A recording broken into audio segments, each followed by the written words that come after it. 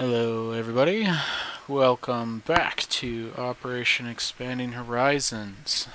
This is the start of turn 5, which means at the start of turn 5 that we are going to have to roll for our China at War event. This one is here. We're going to be rolling. I just need to double check. Yes, China and Japan are not yet at war. The Second Sino-Japanese War has not begun. We do not go to the peri-war table. We are still on pre-war table. So, selecting this, pressing R. Come on for 1 or 2. That is a 9. So, arms deal. If the KMT can trace a supply path to British or French home country, KMT may immediately place 1 artillery, 1 anti-aircraft artillery, or 1 light armor via the Lend-Lease process.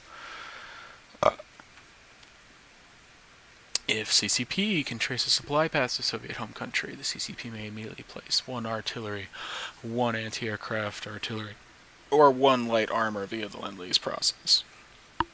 These do not count against normal Lend-Lease limits. I believe this means via the Lend-Lease process. I believe British or French would right now have to give KMT 1 of these to reach a KMT port, and the same for the Soviets. But for the Soviets, at least, I know that the Soviet-Japanese Non-Aggression Treaty prohibits the Soviets from lend-leasing to the CCP. So this, I think, is just unfortunate for the CCP and is great for the KMT.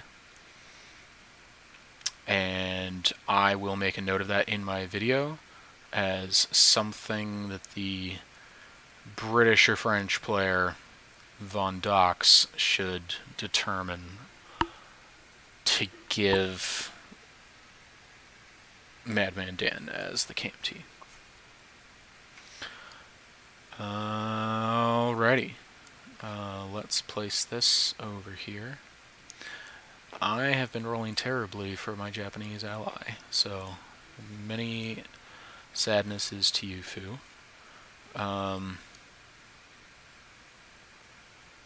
Yeah, that is unfortunate. Lend-Lease before at war. It's interesting. Perhaps we will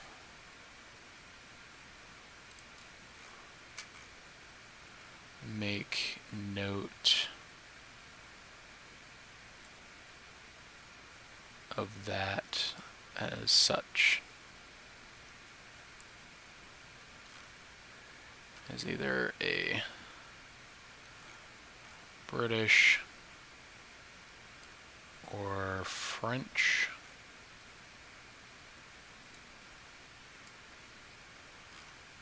thing. Alright. With our 5 wonderful 5 industrial complexes of major factoryness, we are going to roll for radar, improved factories, jet fighters long range, and heavy strat bombers. And we really want some heavy strats. We really want all of them. Let's see what we get. 12 on a long range aircraft, 6. So no heavy strats. No for jet fighters on a 1. We do have the LRA. We do get improved factories. We do not get radar. So these are things to note, and keep in mind as Germany. These things we're working on for next time. But, you know, LRA as a singular success is pretty good. Improved in factories on top of LRA. We'll take it. 2 for 5. And all told, like, we have the best tech program in the world currently, so we'll just accept it as awesome.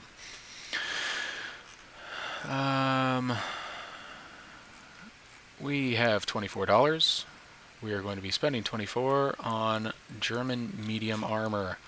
It is turn 5, which gives us as Germany the ability to purchase mech infantry, medium armor, strat bombers, etc. And we are thinking it would just be nice.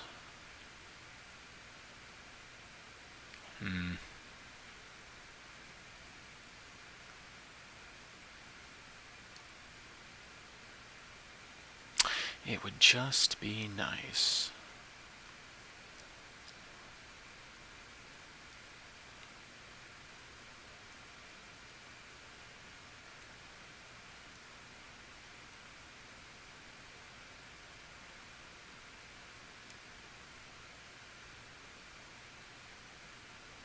Yeah, we're just going to keep going for that.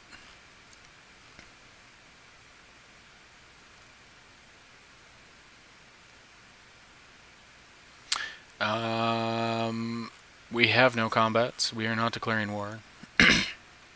As part of our non-combats, we're going to move this happy little submarine boy here.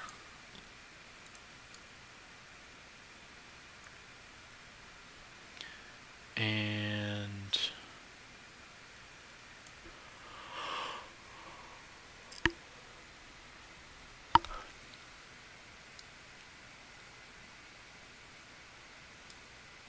we are going to move this here transport.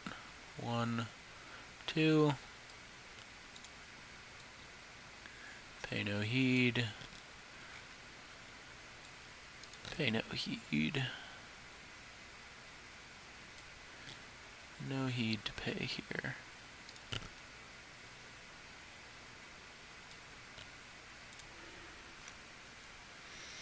He's just moving.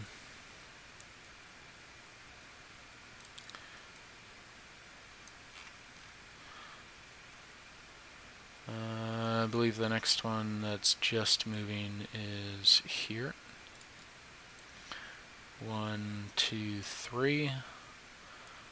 This Type 7 U-boat in the Timor Sea.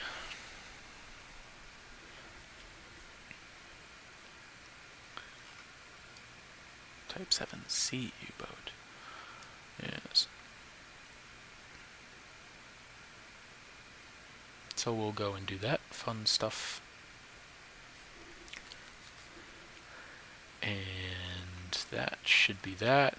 I'll make a note to ping Von Dox to see what he wants to send Madman Dan as the cost for unit that he gets to. I believe his ports of choice at this moment are Nanking and just Nanking. Should he want to give something, now would be the time.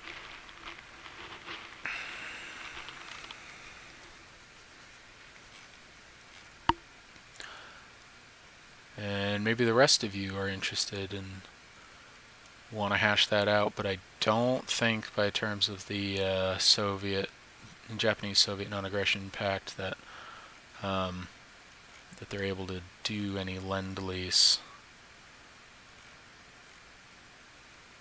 That's the Molotov-Ribbentrop.